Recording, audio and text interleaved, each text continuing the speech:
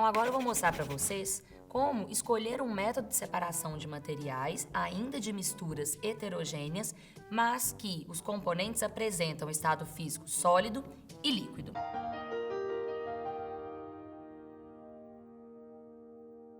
Então vamos ver aqui, ó. Primeiro, baseado na diferença de solubilidade, podemos utilizar o método de escolha, que é o método de filtração. A filtração, ela consiste na retenção dos componentes sólidos nos poros de um filtro. Então, olha esse desenho aqui que pode ser facilmente representado no quadro. Aqui nós temos uma mistura heterogênea de um líquido com um sólido, por exemplo, água e areia. Então, vamos passar essa mistura aqui no filtro e o filtro aqui junto com o funil. Então, nós temos um funil, um filtro e aqui um becker que vai receber o líquido. Então, ao passar essa mistura no filtro, os sólidos vão ser retidos nos poros do filtro e o líquido passa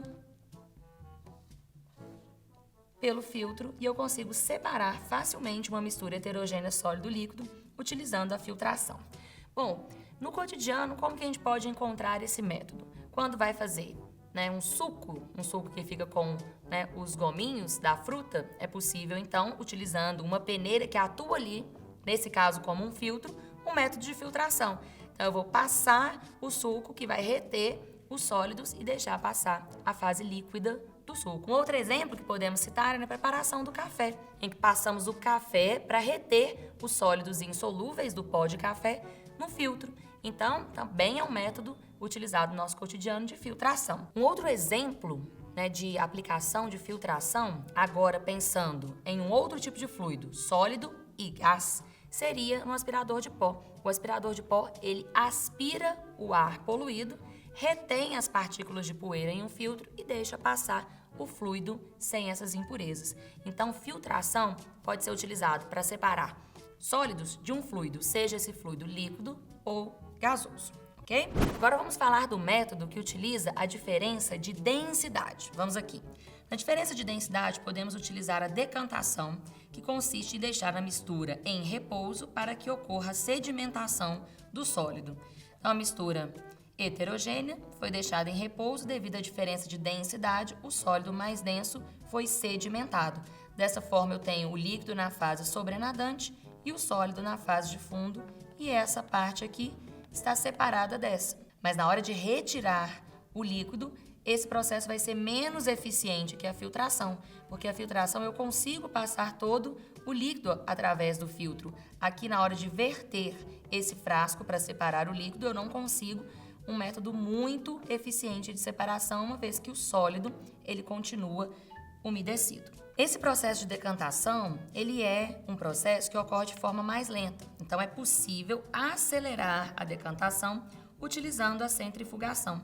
A centrifugação a gente pode aplicar no cotidiano para separação de componentes do sangue. Então, o sangue, para separar as células do plasma, a amostra de sanguínea, ela é submetida ao processo de centrifugação, de modo que a decantação seja acelerada devido a esse movimento circular. É o mesmo que acontece quando é para separar a água da roupa na máquina de lavar, que utiliza o método de centrifugação, em que a água ela sai pelos poros da máquina de lavar e assim é possível separar a água da roupa, secando a roupa com esse processo de centrifugação.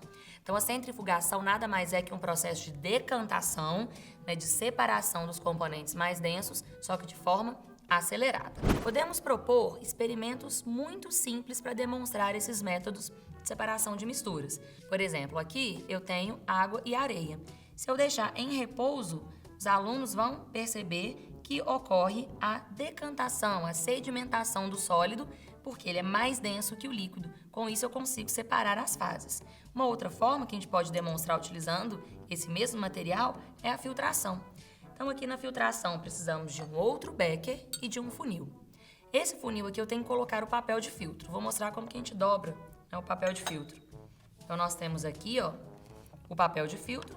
Basta dobrar em 4 quadrantes. Então, aqui em 2, depois em 4, deixando só uma parte aqui para fora para facilitar a aderência ao funil. Vamos abrir essa parte e colocar o papel de filtro dentro do funil. Bom, aqui colocamos o frasco receptor do líquido e eu vou passar a mistura para retenção do sólido no papel de filtro.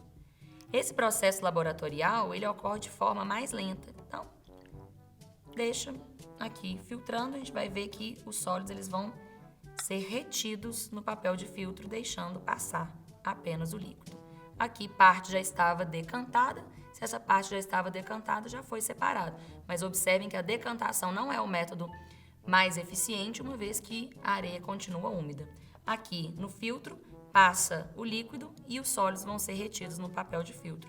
Então, isso facilmente é demonstrado em sala de aula. Então, dessa forma, a gente fecha aqui essa segunda parte de método de separação de materiais, utilizando os métodos para separação de misturas heterogêneas, sólido-líquido, baseado na diferença de solubilidade, a filtração, e densidade, decantação e centrifugação. Então, em um próximo momento, eu vou mostrar outros métodos de separação de misturas com estados físicos diferentes dos componentes dessa mistura.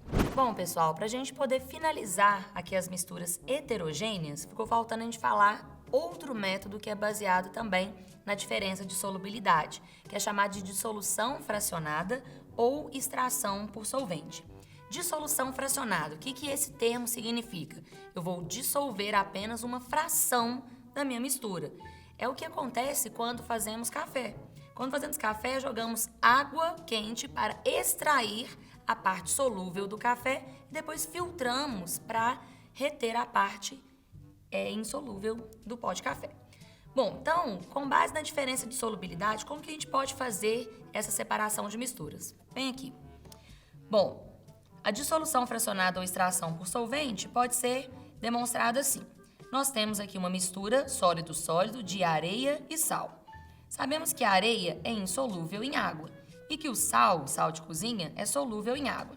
Então, se jogarmos água neste sistema, o que vai acontecer? Então, nós vamos jogar água, representada pela fórmula química H2O, que vai solubilizar apenas o sal. Então, nessa primeira etapa, nós temos a dissolução fracionada. O que isso significa? Que apenas o sal vai se dissolver na água. Então, é uma extração do sal utilizando o solvente. Então, nós vamos encontrar nesse segundo sistema o sal, representado pelas bolinhas vermelhas dissolvidos, e a areia não. Então, agora temos um sistema heterogêneo, líquido sólido, e para tirar a areia podemos fazer o método que estudamos anteriormente, que é a filtração.